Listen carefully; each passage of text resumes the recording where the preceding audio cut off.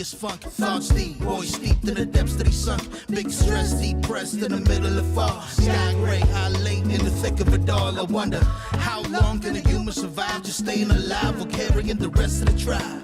Waiting for the day to arrive or struggling dies, and I be doing way, way more than getting by. So why? Cop myself a cup of coffee, sip of water in it softly, cleansing me of stress I hold. Hey, cop myself a cup of coffee, sip of water in it softly, cleansing me of stress I hold.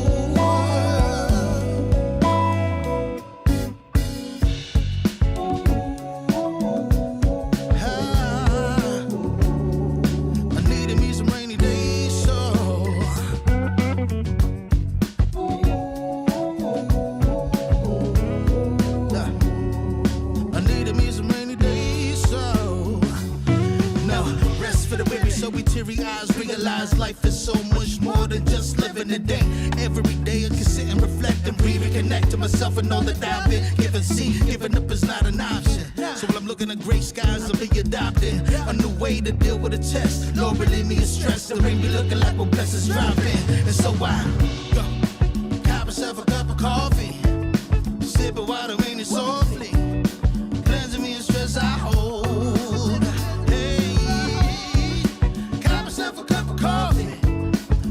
Water rain it softly, cleanse me of stress I hold.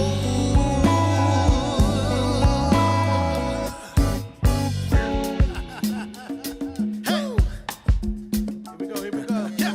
Let's do this. Y'all ready? 1, 2, 3. In times of test, let no harm beset me, oh my Lord, oh my Lord.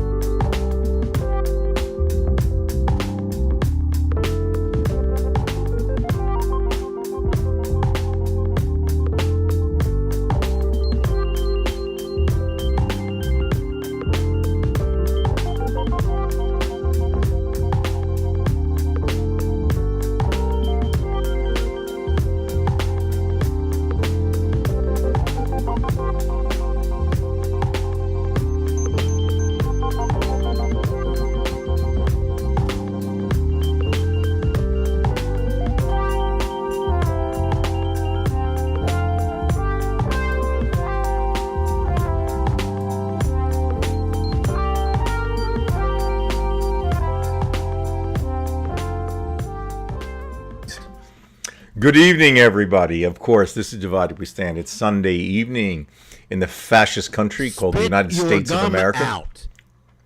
I just put it in. I still have the juice in here, so I'm not giving it up, okay? What? I'll close my mouth and chew. Did I just hear something? Which should happen anyway. You put things in your mouth to give you juice? Juice. Is that what you just said? Juice.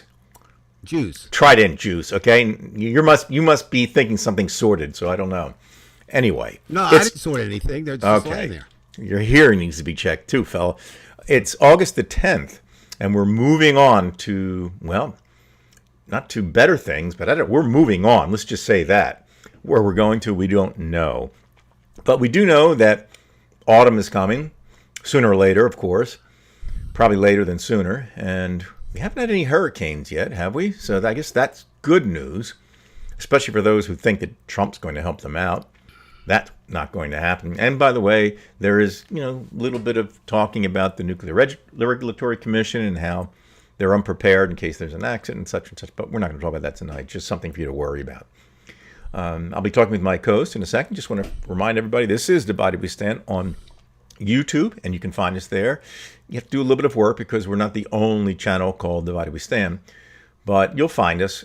We're the one with not too many subscribers, so we ask that you subscribe. We're not a monetized channel, which means two things. One, we don't want your money, and two, when you watch the show, you won't see advertisements. So that's a good thing. At least we think it's a good thing, because why would you monetize if you don't, unless you have 1 million subscribers or something like that? There's no sense in monetizing unless you're just trying to squeeze money out of people, which we're not doing. We're not going to become rich at this.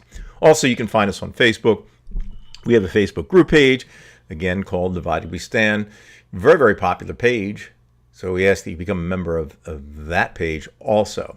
It's actually called a group page. So, because there is a delineation between a page and a group page on Facebook. So just kind of watch out. We do have two, actually, but the one that I'm talking about, go to the group page and you'll become a member quickly. You can, be interactive, give us some input, and keep us up to date with things that we don't know, because everybody's got something they can give. So, all right. So we're going to head on over to Arlington, Virginia, to my good friend, podcaster, former educator. I guess he's not former, because as long as he educates, he's still an educator. Former writer. That's true. Former journalist.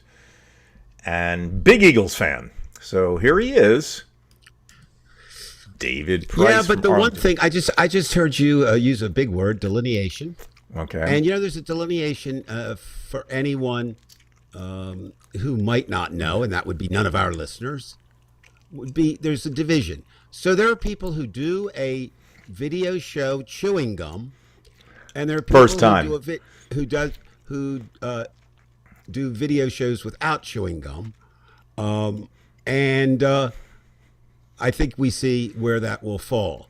So watch Brian chew his gum that he says is so juicy that he doesn't want to give it up. So whatever that means, but we don't know right now, even though he only lives 4.6 miles from where I do, we do not know if Donald Trump is chewing gum or not. But we can all know that Brian is. So, and you have something to worry about down there. I think he's going to put federal cops down there or something. Well, we've been doing it for a while, and it's kind of become standard practice. We start with 3 big things, or whatever we think are big things, because we're deciding. And sometimes it's very hard. Now, this was a very interesting week. 2 of the 3 that I consider to be, I guess, typical Trump, which means they're bad for everybody, right? Haven't happened yet. And both of them are centered around the week that began today. So first, I think we need to talk a little bit tonight about the one you just intimated, which is a takeover of D.C., because it is one of the, in Trump's immortal words, one of the worst cities in the world. Because one of his people got hijacked. That's what he didn't like. He's trying to send a message that way. Fuck with me, and you're going to get.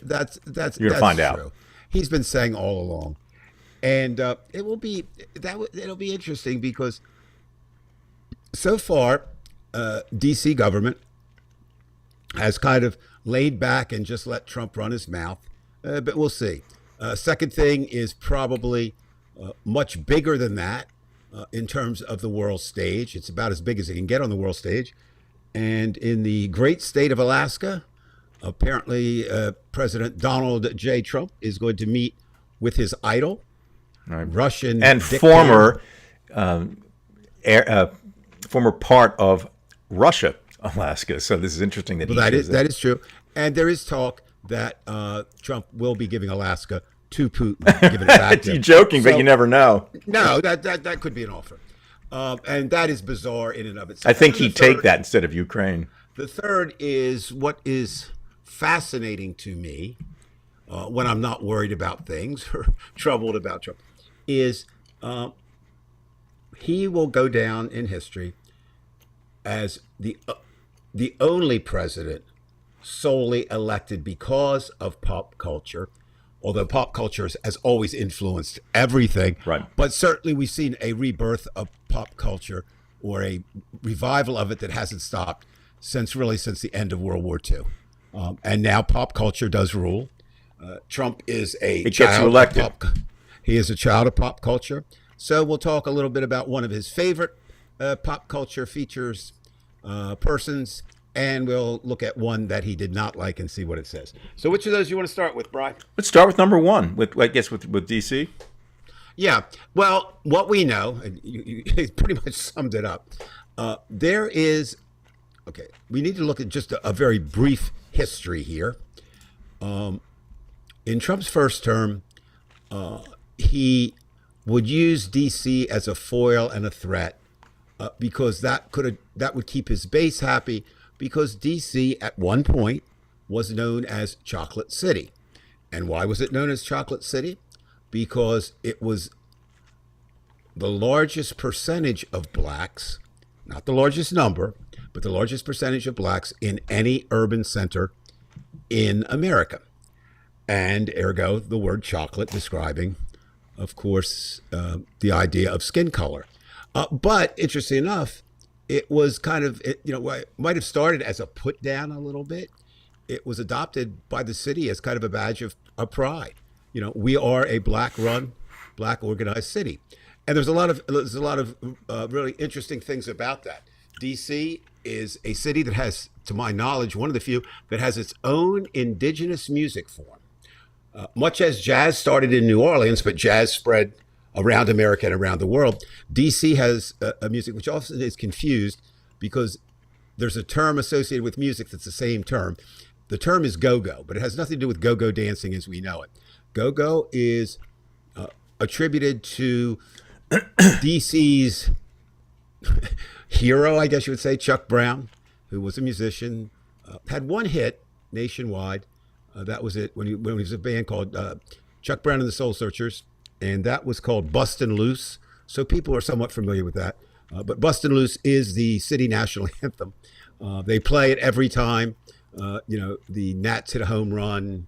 So, I mean, it's all over the city. And Brown was so influential in this city. He was up there with Marion Barry in terms of popularity. And when he died a few years ago, the flags in DC were flown at half mast. So he's much more than a musician. So DC has this really black culture. They have historic black restaurants, including Ben's Chili Bowl, which many people come to DC. That's where they want to visit. That's been there. And by the way, crime's down 26% in DC. And that is absolutely true. Now, DC got a really bad but deserved reputation during the 80s with crack, street cocaine, if you will, or a form of cocaine, and it was really bad. And so that's that thing never kind of goes away. Now, I've been in DC 15 years. Wow. And I've never had a problem anywhere other than somebody a little bit off Your own apartment, Judy's yelling at you, right? outside of a couple, obviously mentally disturbed people, not violent, but on the metro. But I've never been approached or seen a victim of crime. I would say that the National Mall area, which is where most visitors focus on, which would be this, which really would run from the Capitol through Smithsonian Mall, through the monuments, and to the White House, is one of the safest areas in America because it's got it's got park police, it's got regular police, it's got federal police there. Now, as every city, and Brian, you could attest to this, we could take people from what is still your city and was my city, Bridgeton, New Jersey, population circa 26,000. Yeah, maybe even less. It's gone between 20 and 25. Right. And at one point, it was named the most dangerous city in America because not, again, the number of crime, but the frequency of crime. And it was all basically in two areas. It was like, the and projects. That's the point. It really wasn't fair. That's the point you want to get to. I mean, everybody. I live in Bridgeton. Yeah, I'm fine. Well, no, and that's it. Because, and that's the same thing in DC. There are a few areas that I would not recommend you go in. Although I worked in supposedly what was the worst area for 4.5 years, and was the only time was ever approached was, "Hey, how's it going?" So I mean, but anyway, Trump uses anything. Of course, facts don't matter to Trump, and so he uses this to feed the base that I am the white savior of this horrible, horrible black city. Now, again, there's been an appeasement this time, which you've seen a lot of places. A lot of people are appeasing Donald Trump across the board. So it's, but one of the things, Muriel Bowser is what, 3-term mayor? She's probably going to run for a 4th term. And she and her cabinet, I guess, decided, well, you know, we're not going to fight Trump all the time. So if you remember, a few years ago, there was this little thing called Black Lives Matter. And D.C. was one of the places where that quite a few demonstrations and things. And they actually did, running into the White House, or running into the White House grounds, Lafayette Square, they put Black Lives Matter Plaza. And they put giant Black Lives Matter on the street. And it was really pretty cool when you thought about it, because Trump, if he looked out the front windows, would have seen it. I mean, it was that big. Had the big BLM on the and all of this, and they did a lot of artwork on the fencing at the White House, and what have you. Well, almost as soon as Trump took over Washington D.C., Bowser administration decided, I think, in a show of, you know, we'll see if we can get along a little bit better, painted over Black Lives Matter. And kind of gave us a thing, which again divided the city somewhat. You should do it. You shouldn't do it. Right. You know, I'm not. What should I say? I'm not knowledgeable enough to place a value judgment on it. I say that I wouldn't have done it. I don't know. Trump was already threatening to cut off funding. Well, Brian, you mentioned it, so why don't you tell me what you know about?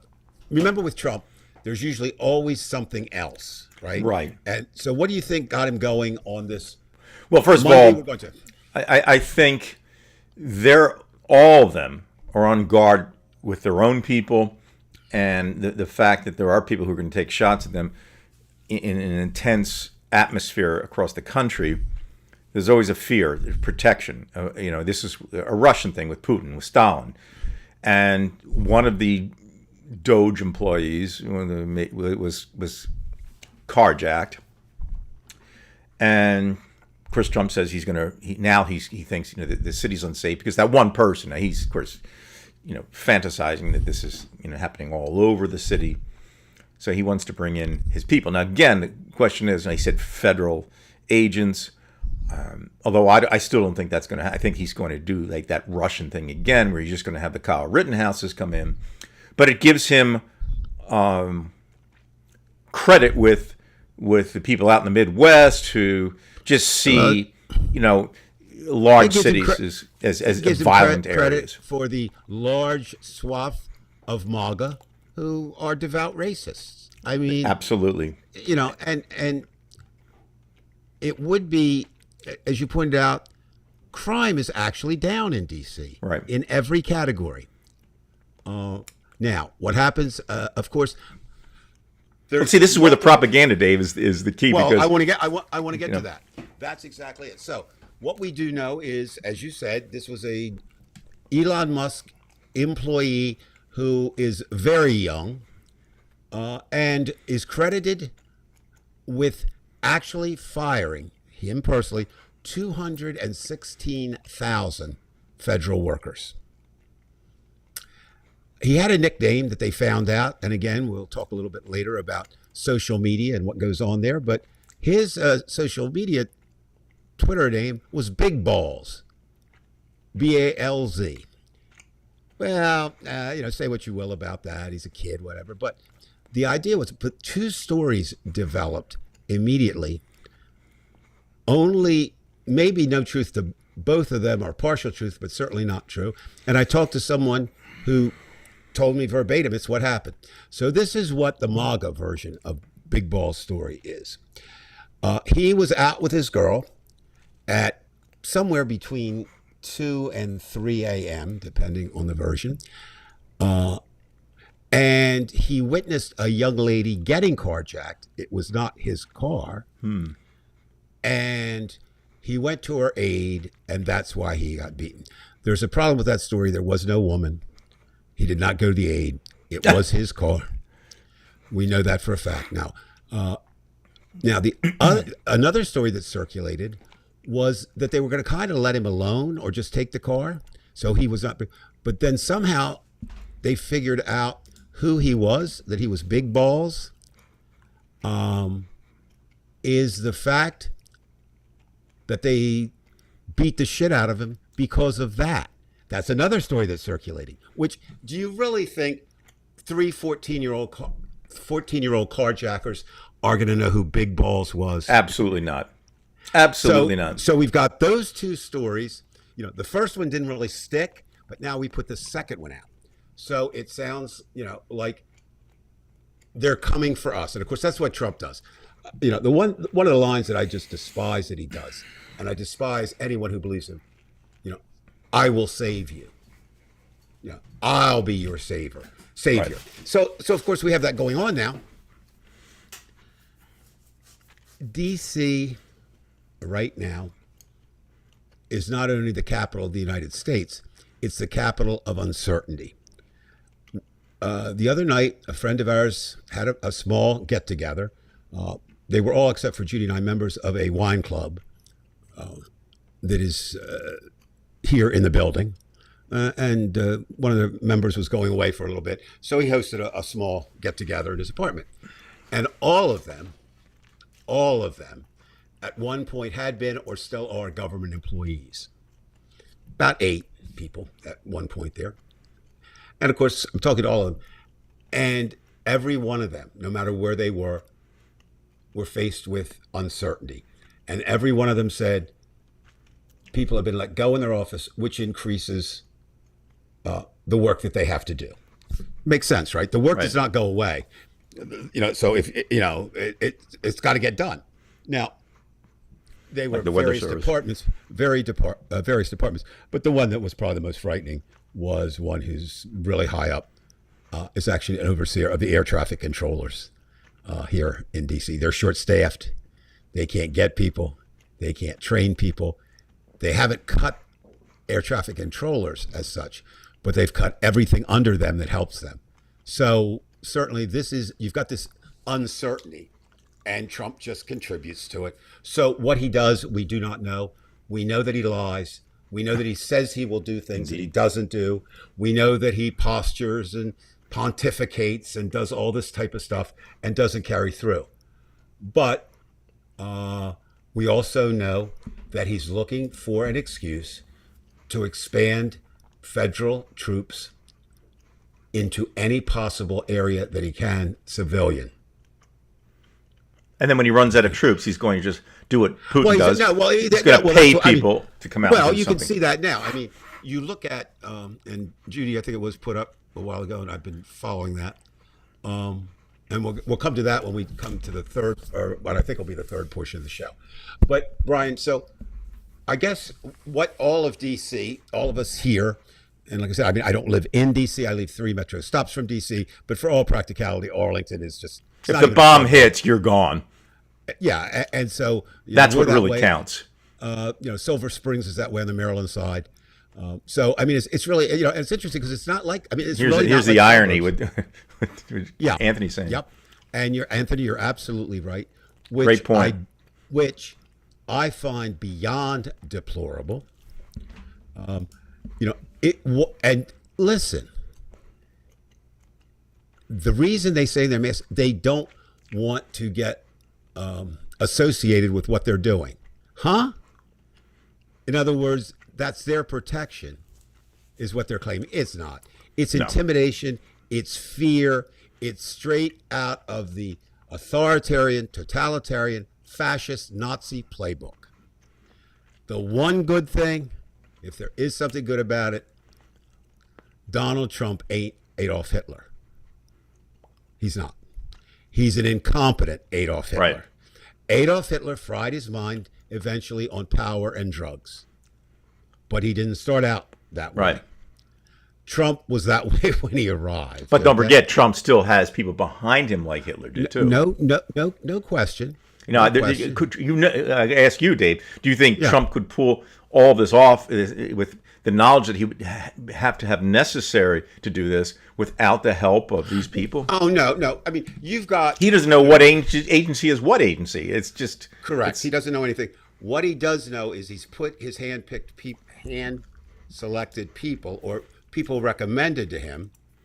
It's Okay. Dr. Phil is a real prick on that show. I had Well, to turn it I mean, off. think about the people, that he has put in positions. We have a drunk as the head of the military in the Pentagon. Right. We have a absolutely certifiably crazy. And I saw today, I mean, somebody said something, and I understand this. I don't know if I really agree with it. They said, I don't want a 14-year heroin addict being the head of, health and health services. It depends. I am a recovering person. I've known many recovering persons who have certainly returned or actually became. You're not going to very recover good from people. Trump. Neither am I. But and what I'm saying, but that's Bobby Kennedy Jr. is not one of those. I think I'll pick the second one if you don't mind. Sure. But I'm going to use you a lot. Okay. We have Trump, Putin. Now, one of the great questions, the unanswered questions, is what is the true relationship between Donald Trump and Vladimir Putin?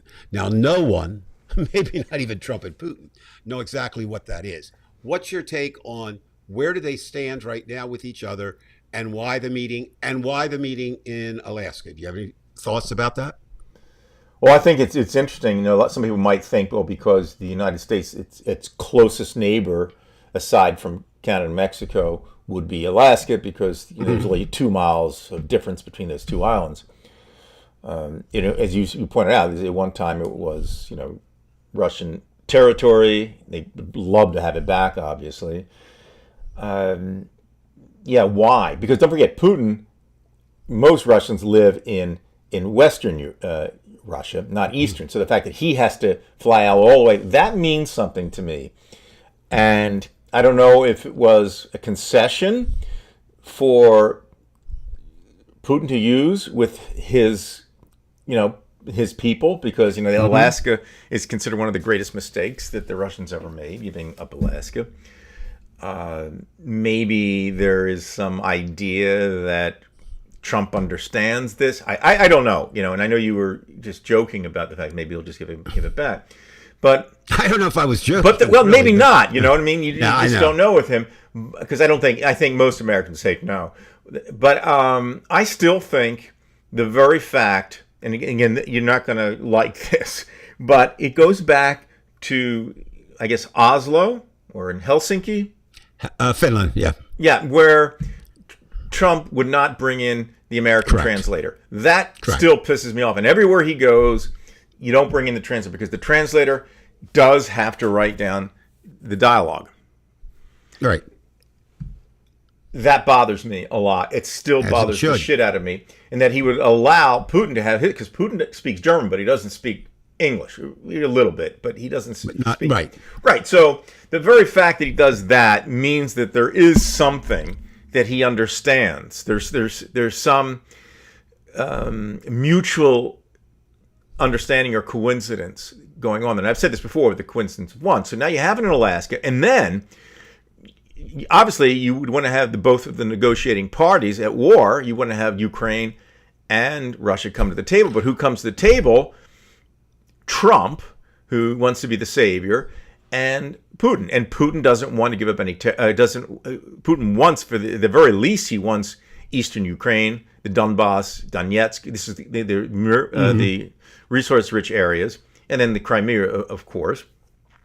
And then Zelensky has no say. And meanwhile, Trump's calling him Zelensky a dictator. Where does this go? I don't know. So now there are rumors that, well, Trump will say, okay, look, give up the land, but what we will do is we'll allow you to be part of NATO. I don't know that that Putin would go for that because it shows some No. type of weakness. Because Russia does have a legitimate claim that they are surrounded by enemies. There are a lot of bases, in areas. We can say that there's been no indication that NATO ever wanted to attack Russia. And I think Russia knows that. They do know that. So when you ask me, where am I with this Trump-Putin relationship? Whatever the relationship is, it still remains like cement, because it could be, again, that Trump still owes Putin, owes Russia, that they have something on him, or at least the idea that they could have something on him. And Putin knows that, and Putin's going to act in his best interest. So I think this is a real danger. And you know what? I believe, this is speaking with the Russians today. Now, of course, the meeting's going to be on Friday, but supposedly in the Russian press, they say that Trump said he would not be giving any more arms to Ukraine, but that Europe could buy those arms from the United States and give them to Ukraine. So again, here's that transactional thing, where, Apple, the CEO of Apple has to meet with Trump and you get $100 million. There's always something they have to give up. And again, the goal is obviously Trump to be the richest guy in the world. Always what he wanted in the first place. When people would ask him, how much money do you have? He would never give an answer, because the reality was he had nothing, So it's all built on a lie. So long story short, I think it just doesn't matter. I think they need each other. It's in the extreme interest of Putin to have Trump on his side, and it's in the interest of Trump to have Putin, because he sees Europe as a threat. Why? Not politically a problem, because he doesn't know the difference between a Democrat and Republican. It is the idea of liberal versus autocrat. Because the great fear in Russia has always been about the liberals. Democracy was always a problem. Free speech was always a problem. And Trump is not for free speech. And we can go into that too. But Dave, this is why I see it as a really dangerous situation, because nothing good's going to come out of it. There's no way that anything good for you, let's say for Ukraine, it's going to be really good for Russia. Really good. And that, Brian, makes an interesting point. If something is good for Russia, does that pretty much automatically mean it's not good for the United States? By that very nature, Russia is our enemy. Sorry, anybody who feels differently is not. Now, Trump, we know one or of these or all of these are true. They may have compromise on Trump, sexual compromise, may or may not. They certainly have financial power over him, because they were their biggest lender, and that's been verified by Donnie Jr. Who basically. Well, I think that mainly it was the Deutsche Bank, but the money came from Russia. So is where you The point is, yes, of course, but Russia had propped Trump. Russia propped Trump. No, propped. I'll get it out in a minute. Propped Trump up at a time when he could not get financing anywhere else. And I think it's safe to say that Trump admires Vladimir Putin, and he is a Putin wannabe. Now, I think another irony of this, and I don't know if this is between the two understand this, is I don't care how much money Trump has, how much property he has, Putin has more. Right. And I'm of the belief that forget Elon Musk, forget Jeff Bezos, forget all of these. The richest man in the world is Vladimir Putin. Right, and he has much more power than Musk. He could end the planet tonight if he wanted to. Correct. Now, the other thing that bothers me about this Trump, Putin, Russia, America relationship is we go back and forth. And what I mean by that is just last week, Trump had ordered 2 nuclear subs. Right. To be within striking distance off the coast. But he tells them. So it doesn't matter. But my point is, it would be much... Okay. A friend who is a former... In fact, it's who hosted the party, is a former high-level administrator at the National Park Service. And he left today to go to South Dakota to the Minuteman Missile National Park. Oof. Now, what that is, it is a former missile silo that is no longer active. And so the national parks took it over. And Mark worked there, and they're having the 25th anniversary of when the park took it over. So he was invited out to speak because he was he was there at one point. And, we're just talking about it. And I said, why was this place chosen? Because it's in the middle of nowhere, South Dakota. I mean, I kind of knew. And he said, wasn't people? He said, no. He said, it was actually by geography.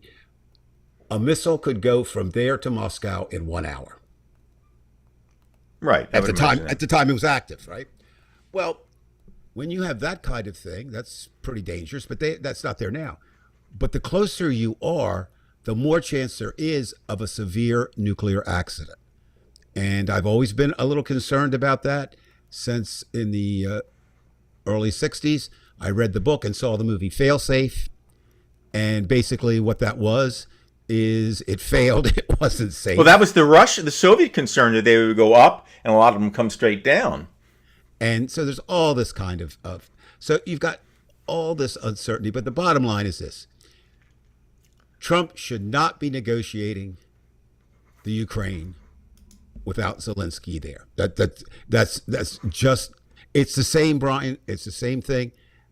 Maybe it's plausible deniability later, but it's the same thing that you cited very early on in this about he should never hold meetings without a translator there. Right. So we have a record. But one of the things that we're finding out is, which should concern all of us, is Trump is methodically destroying or not even preparing any written documentation of his time in the White House. Really? Well, I can see. Yes, absolutely. Because some of the social media that they're using now, there's no record of it. Things that had to be recorded before are not. You have supposedly FBI agents looking at 100,000 pages of material on Mr. Epstein and removing every time Trump was mentioned. Now, think about that for a moment. If Trump only went there once, would they really have to look at all 100,000 pages? No, of course not. Trump was a frequenter, and at one point, they were described by people who knew them as best friends. Now, do we know if Trump did the worst things? We know that Epstein did it. We know that Epstein's confidant and procurer did things. We don't know if Trump did them, but I find it a little hard to believe that Donald Trump, given his proclivities, given the idea of his dominant sexual nature, if it is indeed true that he's very insecure about his manhood, which is a supposed story presented by his wife, where he was gobbling, anything that said penis enlarger, he was taking Viagra, he was taking frequently. It would lead one to say that he has sexual obsessions, and I don't think there's any question about that. Maybe now at his age, he doesn't have them quite as frequently, or maybe he can't. Well, we've discussed that privately, Dave, but we can open up about this because there is a connection between the striving for power and money and sex. I mean, psychiatrists will say that there is a connection where if one gets the other, and you could argue either way. But there is a connection, obviously, and some of it is unconscious too. I mean, we don't. I mean, think about it. We don't have to get deep into psychology, right? Because we're not psychiatrists here, folks. So, we're talking about information that is out there. I do feel relatively safe in saying most of us are driven by things that we aren't even aware that we're driven. Right? By. Yes, absolutely. Every single. Our reactions, emotional reactions, can be a result of something 2 minutes ago or 2,000 years ago. It's the other thing important. That was before this afternoon, I was doing some research. I'm working on a project on cults, and it is fascinating that almost every cult that's ever existed in the United States, because I'm just focusing on United States cults, had a sexual component to it, and that was the idea: power corrupting, sex, purification, and you wonder how people fall for that. You really do. And we should also be careful when we say in sexual nature. Let's not confuse what Trump would consider sex and what a normal person would consider. His is about dominance. That's and a cult leader. That guy's just going to envelop the person, and this one no boundaries. Right. This one cult leader out of New York. They were a big cult for a while, but he convinced all his followers that he had his seed could make them live forever. Nice business if you don't care about it, So right. Anyway, we know that whatever is going to happen at this Friday meeting, I feel safe in saying, as you did, certainly, it's not going to be good for the Ukraine. And I'll carry it a step further. It's not going to be good for the United States of America. And not good for Europe. Well, Europe, I'm beginning to think about this. What Trump's doing may be good for Europe. Right? Oh, yeah. Yeah, and this is we say the pastors are everywhere.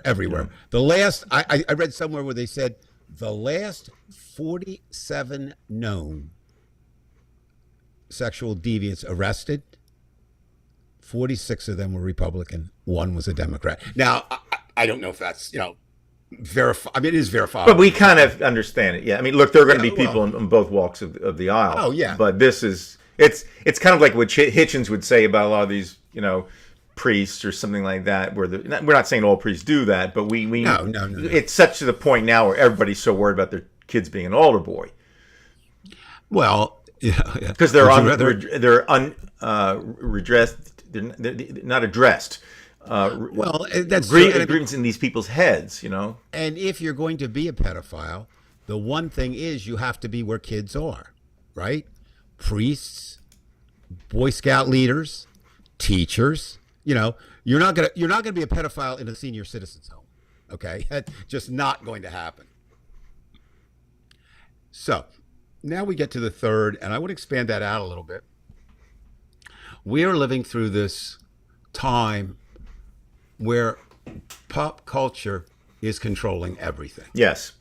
This is, by the way, Dave, I'm going to interrupt because this is where, if I had my druthers back in 1978 when I took the popular culture course, they were inviting people to take it as a major, and I thought, geez, this is so interesting, but I just can't see it being feasible. And I didn't do it, and I should have. I should have majored in pop culture and Russian, and that would have been it. But I didn't do it. Real regret.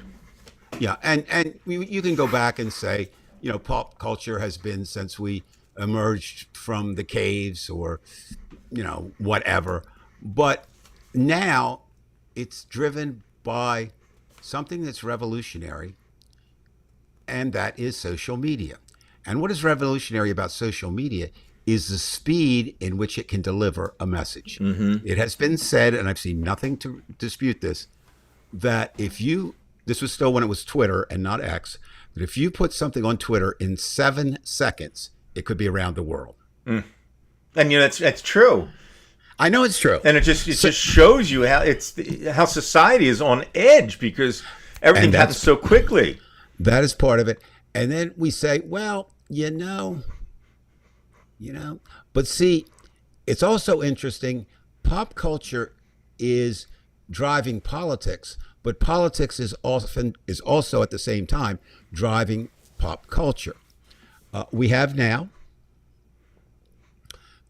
AI, artificial intelligence, and because of the work I do, and that's being driven by politics too. Well, it is. The idea is, I spend time on there as researcher, but I also have to spend some time to make connections. But I would say now, at least 1 in every 5 articles on LinkedIn, and maybe closer to 2 of every 5 deal with AI. It is, and it's not just the hot topic of the moment to fade. Mm. It is something that is going to be with us. It is going to revolutionize everything that we do. It is already revolutionizing things. I could, ladies and gentlemen, I don't know how familiar you are with AI, but I assure you this is true. When this show ends tonight, in less than 5 minutes, I could have a 400-page book on any subject in the world. Think about that. Right. Now, there are some problems. You have to check it. It's not always. It makes spelling errors. It makes connection errors. No matter. But it's there. It's we worship speed now. We worship speed, and we worship convenience and ease. And so, how does all this relate? Well, you got some pop culture things going on with Trump this week. One, why don't you ask the question you asked me before we went on the air about a pop culture person? I'm trying to think. Who was I talking about? So, Sweetie. Oh yeah, was it Sydney? Is her name Sydney? Sydney Sweetie. And I don't know who she is. Again, part of it is that I'm not really up on pop culture. Right. At least the musicians and the singers, and I don't know who she is. I've seen the name. I'm embarrassed that I don't know. Well, you shouldn't be embarrassed because people come and go so quickly in this pop culture, social media world. And so what you have, basically... I know who Morgana is, but that's not going to help. Well, that was a while ago. Right, but that's how far back my mind is. Well, I understand. No. Well, Morgana and Sydney Sweeney share something in common. They were both very well-endowed young ladies. Now, Morgana was obscene or absurd and obscene by her size. Sydney has a great body, if you're into that kind of thing. And she's kind of become this hot actress, if you will. Well, she did an ad for jeans. And if you remember Brooke Shields a few years ago. Right. This is a return of Brooke Shields. So it's a replay of this. And the ad sort of, it started to get into the areas like why her and why not somebody else, and why this, and the sexuality and this and this. But of course that can't stop there. So then it goes into the world of politics, and I do not know how. I mean, obviously people were researching it, and then we find out a couple of things that she is a registered Republican, which of course you can find out. That's not hard. But apparently there's some indication that she did vote for Trump. And so that means Donald and the MAGA people have taken up her cause and are claiming that the left is obsessed with this Sydney Sweeney, and they're wrong. And, this is horrible. And am I just far? I mean, would the left most know who she is? I mean, most people our age probably would. Young people would. Well, I'll give you an example. If you're feeling bad right now, there's obviously I travel by Metro a lot. I was coming back today, and they put up a lot of billboards and signs in the Metro. And one was for three of the, one person owns them. Actually, four of the major music venues in this city. On that total board, there were probably close to, 75, 80 acts. I knew 5 of them. So, again, pop culture comes and goes and comes and goes. But Sydney Sweeney was the hot actress this time, but now it's embroiled that way. Now on the other side, so she's this right-wing culture icon that they're pushing. Some people did research and found out that on extreme left-wing blogs and Substacks and stuff, she was mentioned maybe 8 times. But of course, Fox News is saying, disturb the libs and this is terrible and we should. It's just back there. Now, on the other side, we have somebody who I don't know. Do you know who Charlemagne the God is? I've heard wasn't it a guy that was on Bill Maher once? He's a very outspoken. He seems to know what's going on. If I remember, He is. He's a very outspoken activist for Black rights. It's really hard to dispute anything he says. Yes. Judy, that's the thing. It also got into eugenics, the genes, playing on the word genes. Well, Charlemagne attacked Donald Trump. And so, of course, Donald Trump comes out and attacks Charlemagne. And and you looked at what he called, low IQ individual, a nobody, leads him also in defending Miss Sweeney, and it goes, how'd it go? Oh, that's where he decided to pick up one of his favorite whipping girls, Taylor Swift. Trump has said he destroyed Taylor Swift's career. I'd love to know if she has a destroyed career. I'd love to know what her career was. Hosts the Breakfast Club, used to support Trump. And that's another thing, too. Obviously, Donald Trump is very stuck on himself. Do you know who else he attacked this week, which was really interesting? Again, pop culture. I'll see if you can get it, Brian. You would know this person. At one point, probably the best known radio personality in America. Well, it's got to be Howard Stern. It is Howard Stern. Okay. Trump used to be a regular on Stern's show. Mm-hmm. And Stern is a lot of things. Egotistical, a little stuck on himself. And he's starting to pay the price now for what he did.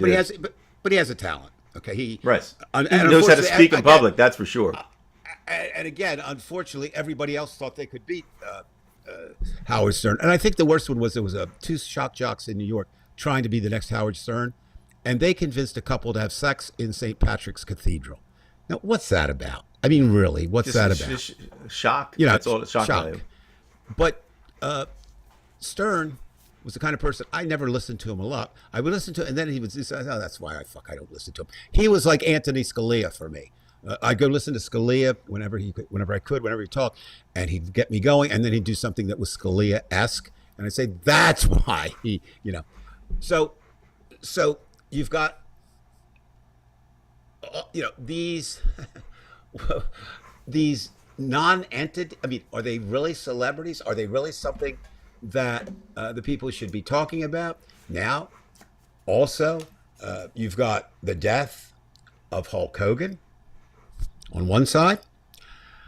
He was a lousy, rotten human being from the get-go, not just because I say that. Research it. He also was. It was all about him. But once he pulled that Hulk rip and had his MAGA shirt and Trump shirt and became a spokesman, then he becomes God on that side. Mm-hmm. And well, basically, all of the WWE is Trump anyway. Well, actually, that's interesting.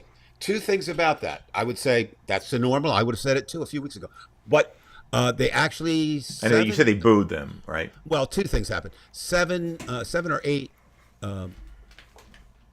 Interesting enough, not current WWE stars, but former. Probably the most well known, knowing who's now an actor, Dave Bautista, came out and really said, we're not Trump fans and we don't believe wrestling is this way, and et cetera, et cetera. So even there, that. And by the way, I want to interrupt here, Anthony. Stuttering John has nothing to do with Stern anymore. In fact, Stuttering John's doing a good job online fighting Trump, and he's not really with Trump with Stern anymore. No. Well, what happens, Brian, and you kind of intimated or talked a little bit about it earlier, and then we kind of chimed in together. There's a problem with power, okay? And it's one of the few quotes that we actually can attribute to someone. Everybody says Mark Twain. No, Mark Twain didn't say that. But this one is. You see it to a lot of people. It was actually a British nobleman and military guy. He said, "Power corrupts. Absolute power corrupts absolutely." And you say, "But who has absolute power?" It's not about you have it. It's that you believe you have it. Okay. Howard Stern believes he had it. Donald Trump believes he had it. Hulk Hogan believes he had it. And the list goes on and on and on. Now, is Trump a powerful person? No. Is he in a powerful position? Yes. He's in the most powerful. You can make an argument. He's in the most powerful position in the world. And so whether he's dealing with a legitimate political crisis like Russia, Ukraine, he is fucking that up. If he's dealing with the fact of crime, he is fucking that up. Does he deal with things he should? Yes. All this, lowering level. I mean, simple thing. It's very simple, but it used to be, people used to point to the presidency and say, you should be like that. No sane person today could look at their daughter, That could or change. their son, No. or their grandsons or granddaughters and say, I want you to be like him. I want you to be him. I want you to marry someone like him. I mean, I want, and when you think how far we've fallen. Now, let me make myself clear. A lot of it was image and mirrors and smoke before. JFK was as sexually perverse as you can find. Lyndon Johnson made JFK look like a choir boy. Dwight Eisenhower had a long-running affair with his driver. It's not, but still, even if they were weak there, Bill Clinton, there was a public morality that they held. Martin Luther King, another great example. Trump has no personal morality. He has no public morality. There is not one decent molecule in his body. And yet, he remains president of the United States. One thing we didn't address, because we'll give it a little rest, but I just want to mention it so people don't think they left that out. One of the biggest crises right now, of course, is playing out in the state of Texas and in the states of California and Illinois, where we have a runaway Congress. And of course, it also leads to the hypocrisy that is endemic in the nature of the MAGA GOP party. They're saying, they're cowards. What did Mr. Johnson do? Go home, kids, so we don't have to talk about Epstein files. So we are, Brian, you said it all along. I would not disagree with you. We are in some seriously dangerous times. So far, though, I would say this, it's not so ingrained yet that it can't be stopped, but each day that it isn't. Right, and that's the point. The ingraining process. And I don't see any real way. I mean, look, there are ways to rebel, but I don't see anybody. I think Trump may push the envelope enough. Okay, well let's what happens though. Even in the fight, we become dirtied ourselves, but we have to fight. So Texas does their reapportioning, and their redistricting and their gerrymandering, and they get their 5 seats. And California jettisons its law, which is a good law, and is able to reapportion. And Illinois does the same. And then really the only other state that might be able to do some damage is Florida on the Republican side. And then New Jersey comes in. And New York. And all the time, we get further and further away. Because but this is a critical situation. I'm not arguing with that. I'm just saying, if you believe as I do, that it should be an independent organization doing redistricting and districting of congressional districts. We're going to be farther away from that than we've ever been. We are right now with Texas and the others. So I agree. You have to fight fire with fire. There's no other way to do it. In this situation, you've got to. But it means you're further away from what would be the ideal goal. I put something on today, Pete Buttigieg. I hope he's right about this. That would be the optimistic side of me. He said, yes, we have to get rid of all this, and yes, to fight, but when we win, or he actually said if we win, we don't want to bring back what we had because it was, and they won't. I mean, I have faith that the Democratic Party won't do that. But bring back, but you see, you have more faith maybe in them than I do. Mm-hmm. They have different. Okay, I'm going to do it this way. There are as many Democrats controlled by money as there are Republicans at the national level. Trust me. Now, what does happen, you have no Republicans who aren't controlled by MAGA or money. You do have some Democrats, I think, that are somewhat independent. But one of them ain't Cory Booker, as much as I Cory Booker. He is a product of the finances of the pharmaceutical industry in New Jersey. One of them is not if you want a perfect record, and Judy put up before, we don't want them to necessarily to be saints. They have to be politicians. So this falls under that category. But Bernie Sanders has a very bad track record if your idea is getting rid of guns, Right. but he doesn't get elected there. So anyway, Brian, we'll wrap it up this way. My question to you, and then you can ask the same question to me if you want. Last week we did a show. This week we did a show. More optimistic, less optimistic. Where's Brian Weinstein's head I'm much on more this? pessimistic. I hope I'm wrong as usual. Much more pessimistic. I see the continuum, and it doesn't look good. Looks very, very bad. And until something happens otherwise, I think I'm going to be right. And I don't want to be right, but I don't see this. Right. And the only thing that kind of keeps me from complete despair, and I could be blind on this, but Trump is, I know you've said all along, and certainly you are not alone, the Teflon, nothing sticks, he's never paid for his sins, et cetera, et cetera, et cetera. But also he's never been president of the United States. And you can't say that because he has been. You know what I mean? You can say, well, he's never been president. Well, now we know. But I think at some point, and again, it may be too late, but at some point, Trump will do something that will bring his downfall, even if it's eating one cheeseburger. Or a civil war. Too many. Or a civil war. And I will say this, my final comment. I think I'm just about where I was last week, which is, a little sliver of positivity.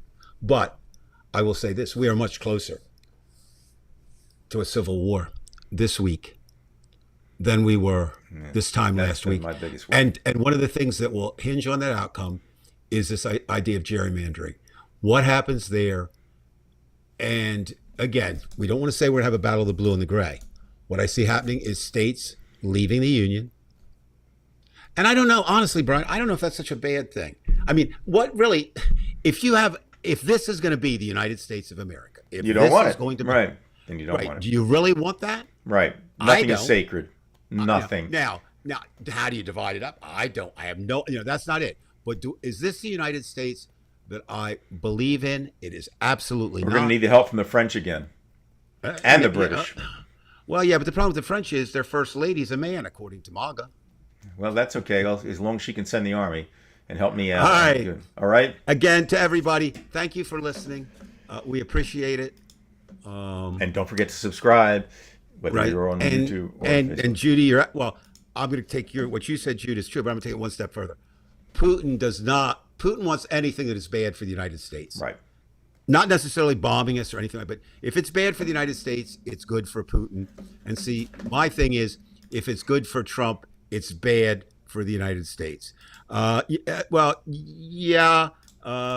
do much with that tonight. Heaven and hell and what have you. I just find it fascinating of political entities. How many of them actually believe in any kind of God, despite what they say? It would be There's only interesting. one God they believe in, and that's the Trumpists, and they believe Trump is because he's actually there. They can see it. So there's And if you were going to pick an American Antichrist, Trump would be a good choice, except the Antichrist would be much more powerful than Trump. right.